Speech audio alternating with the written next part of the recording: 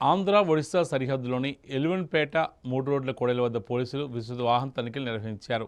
ఎలివెన్పేట circle inspector Hari ఆధ్వర్యంలో చేపట్టిన ఈ తనిఖీల్లో వాహనాల పత్రాలు, డ్రైవింగ్ లైసెన్సులు, హెల్మెట్ వినియోగాన్ని పరిశీలించారు. సరైన పత్రాలు లేని వాహనదారులకు జరిమానాలు విధించి ట్రాఫిక్ నిబంధనలపై అవగాహన కల్పించారు. ఈ సందర్భంగా సిఐ హరి మాట్లాడుతూ ఆంధ్ర ఒడిశా సరిహద్దు ప్రాంతం కావడంతో ఈ మార్గంలో ప్రయాణించే ప్రతి వాహనాన్ని క్షుణ్ణంగా తనిఖీ చేస్తున్నామని తెలిపారు. గంజాయి, ఇతర మత్తు పదార్థాల అక్రమ రవాణాను అరికట్టేందుకు ప్రత్యేక బృందాలతో నిరంతర నిఘా కొనసాగుతుందని చెప్పారు. అనుమానాస్పద వాహనాలపై ప్రత్యేక దృష్టి సాధిస్తూ చట్టవిరుద్ధ కార్యకలాపాలకు పాల్పడే వారిపై కఠిన చర్యలు తీసుకుంటామని హెచ్చరించారు. వాహనదారులు తప్పనిసరిగా హెల్మెట్ ధరించి డ్రైవింగ్ లైసెన్స్, రిజిస్ట్రేషన్, బీమా తదితర పత్రాలను వెంట ఉంచుకోవాలని సూచించారు. మైనర్ పిల్లలకు ద్విచక్ర వాహనాలు ఇవ్వొద్దని తల్లిదండ్రులకు విజ్ఞప్తి చేశారు. ట్రాఫిక్ నిబంధనలు ఉల్లంఘించే వారిపై ఇకపై మరింత కఠిన చర్యలు తీసుకుంటామని సిఐ స్పష్టం చేశారు. ఒక్కొక్క ఎస్ఐ గారిని రోజుకొక ఎస్ఐ గారిని నియమించడం జరిగింది. గంజాయి కానీ, డ్రగ్స్ కానీ, అదేవిధంగా ఏ విధమైన అక్రమ రవాణా జరిగినా సరే అరికట్టడం కోసం ఆ చెక్ పోస్ట్ని ఏర్పాటు చేయడం జరిగింది.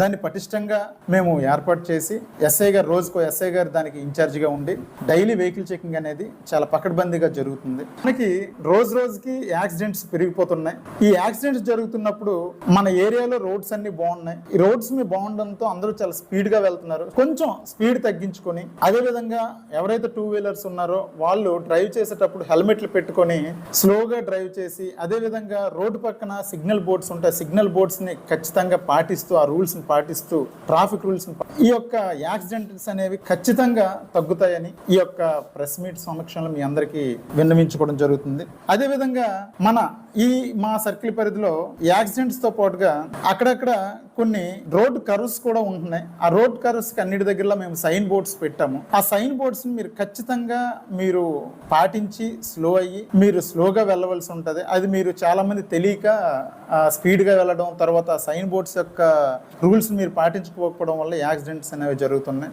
ఈ ప్రెస్ మీట్ సమక్షంలో మా సర్కిల్ పరిధిలో ఉన్న తల్లిదండ్రులందరికీ కూడా మళ్ళీ మేము సూచించడం ఏమంటే, చిన్న పిల్లలకి ఎవరికి కూడా, అంటే అండర్ 18 వాళ్ళకి ఎవరికి కూడా బళ్ళుని డ్రైవ్ చేయడానికి ఇవ్వద్దు.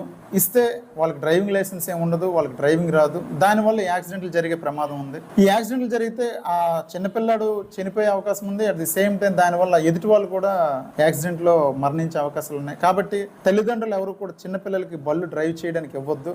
అలాగే తల్లిదండ్రులు పిల్లలు బయటకు వెళ్ళేటప్పుడు, పిల్లలు కానీ ఎవరు కానీ 2 వీలర్ మీద బయటకు వెళ్ళేటప్పుడు ఖచ్చితంగా చెప్పండి, హెల్మెట్ పెట్టుకొని ట్రాఫిక్ రూల్స్ పాటిస్తూ సైన్ బోర్డ్స్ అన్నింటినీ కూడా చక్కగా చూసుకొని స్లోగా నెమ్మదిగా డ్రైవ్ చేయమని చెప్పండి.